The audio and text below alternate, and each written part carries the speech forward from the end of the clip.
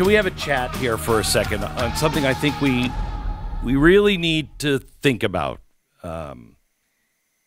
If you were born in the 2000s, you're one of the people I want to commend right now for your resilience.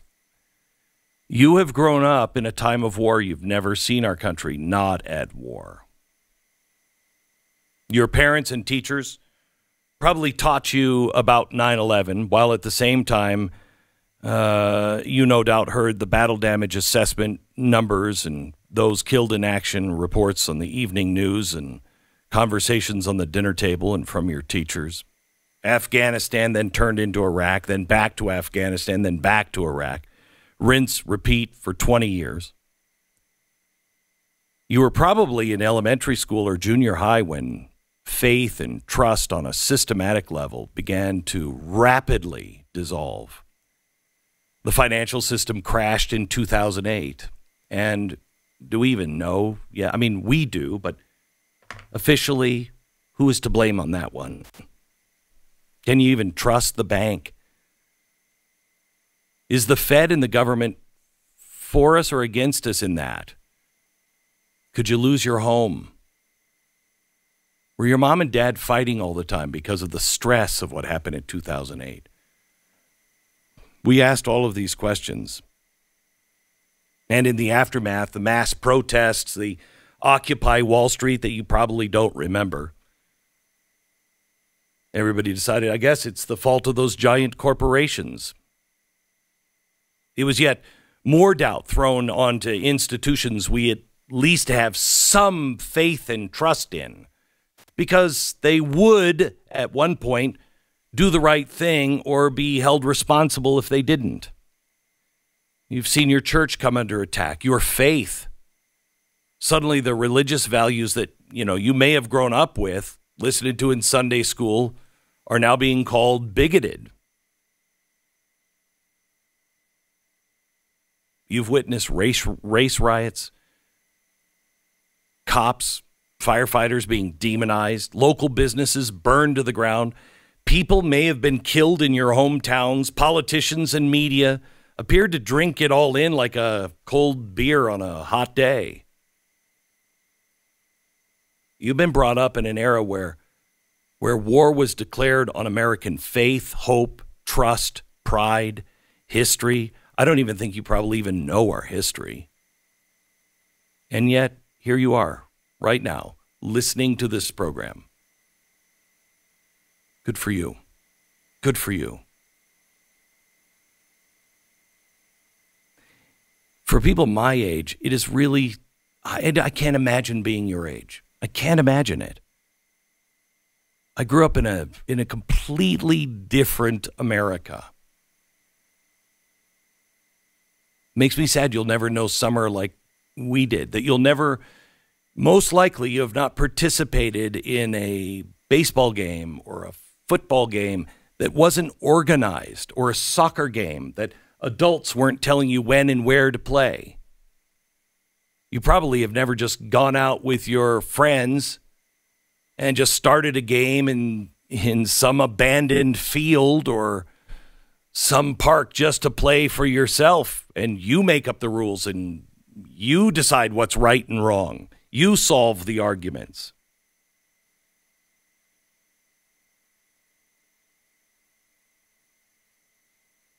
Times were different. Less people locked their doors. That's what I like about the place I live up in Idaho. It's much more like it was when I was growing up. It's just simpler, quieter. You know your neighbors. Everybody waves to each other as they pass each other in the cars. You can rely on one another. Parades were more common. And no one expected an anti-American rioter to come in and spoil the day. We loved our country, although we didn't think our country was flawless. If you joined the military, it was called joining the service, because that's how it was viewed. It was service. Now it seems like nobody sends their kids to service if they're rich. It's a way to get out of poverty. It's a way to get a free education. It's not about service. By and large, opinions were debated. Today, opinions are used as an excuse for violence. You know, we could see Marxist and Milton Friedman or Thomas Sowell on television debating Marxists at universities or on Oprah. And it was done where everybody walked away in the end and shook each other's hand and said, I respect you. I disagree, but I really respect you. That doesn't happen. It's certainly probably not happened in your schools. If you grew up in the 2000s, man, everything has gone sideways rapidly. Who was running the country during the 2008 financial crisis, the recovery, Occupy Wall Street, the beginning of Black Lives Matter? No one calls it out, but it was Barack Obama. Everything began to spiral out of control, and the America that we used to know became unrecognizable. Now, it's not his fault, all of it at least. He put the pedal down and he accelerated things. But this has been in the plans for a long time. And America wanted hope and change. We wanted change. I wanted change. All of us wanted change from what was happening, you know, with the Bush administration. The government was seemingly getting too big. Nobody was being held responsible. We wanted transparency. That's what we meant by change. But that's not what we got. And we know that because Michelle Obama talked about it on May 14th, 2008. She was immediately pulled from the campaign trail after this speech. But I want you to hear it one more time. And Barack knows that we are going to have Michelle to Obama in Puerto Rico. We are going to have to change our conversation.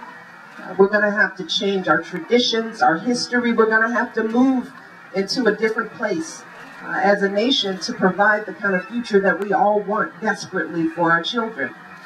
And he is the man to do it. So in America, we used to agree on the future. We saw certain things as self-evident, that all men are created equal and endowed by their creator.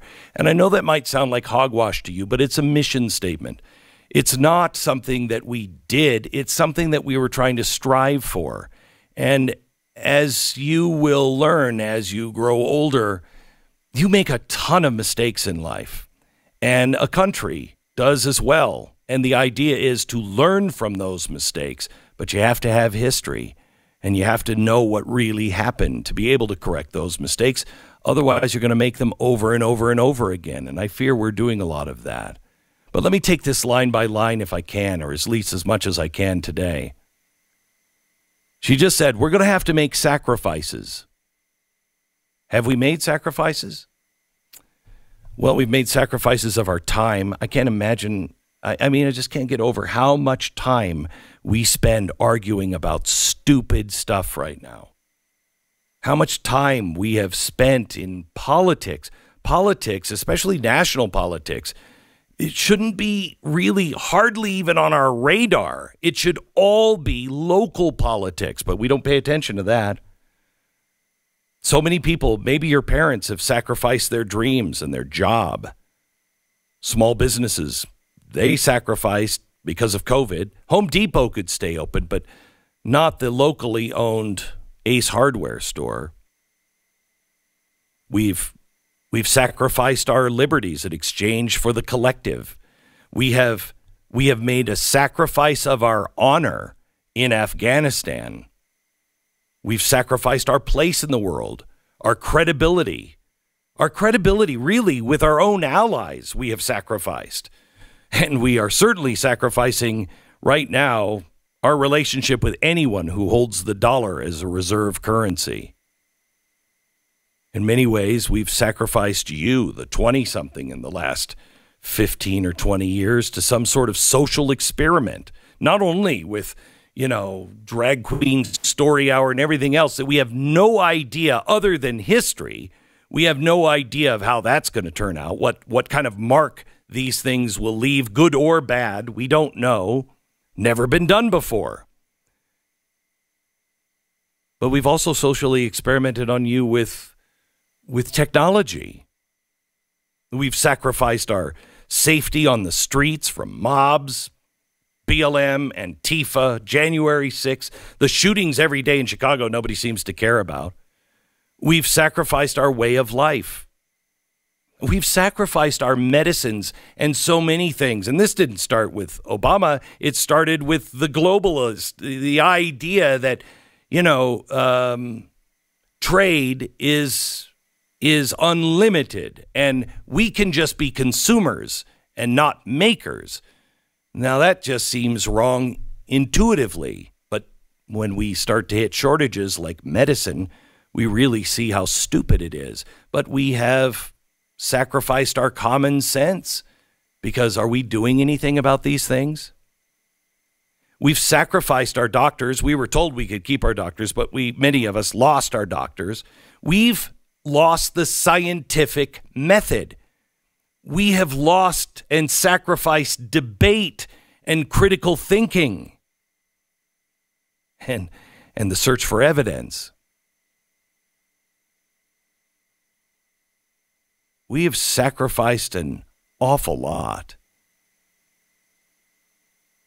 And it's all called the new normal. All those things that we've sacrificed, we're now sacrificing. We're going to sacrifice millions of people that will most likely starve to death in the next 2 years. Why? For political reasons. That's really all it is. We're going to sacrifice people's lives, and we are going to forever change the lives of people here in America. And it's just going to be called the new normal. Michelle then went on to say, we're going to have to change our conversation. I didn't know what she meant was change the rules of conversations. Basically, you can't have a conversation. Any kind of spoken or written word now has to go through the woke filter. It's where we lose and sacrifice many of our freedoms and liberties. You want to make a public statement about a Snickers bar, you better craft it in a way that checks off all the intersectional, feminist, and LGBT boxes. You, because you're in your 20s, may not understand how important freedom of thought and real diversity is. That's the diversity of thought. You cannot make progress without benchmarks that can be measured, which is the scientific method. And you'll never make progress unless people are comfortable to say, that's a stupid idea. Well, I disagree with you on that. And you have it out. And most times you'll find that both sides have a point. Not all the time, but many times. And just by arguing, you're like, oh my gosh, I see why you're thinking that. Oh, I understand you now. It's still wrong, but at least I understand. Let me explain it this way. We can't talk like that anymore. Telling the truth is now a dangerous taboo. George Orwell once wrote, during times of universal deceit, telling the truth becomes a revolutionary act. And that's where we are. The church, her teachings, the sacraments, now been labeled bigoted. Our deep religious founding as a country, that proclaiming one's faith, whatever faith that is, or no faith at all, how we got to a place to now where that's a revolutionary act. I'm going to finish what Michelle Obama talked about on tomorrow's program. But the fundamental transformation that she spoke about is here.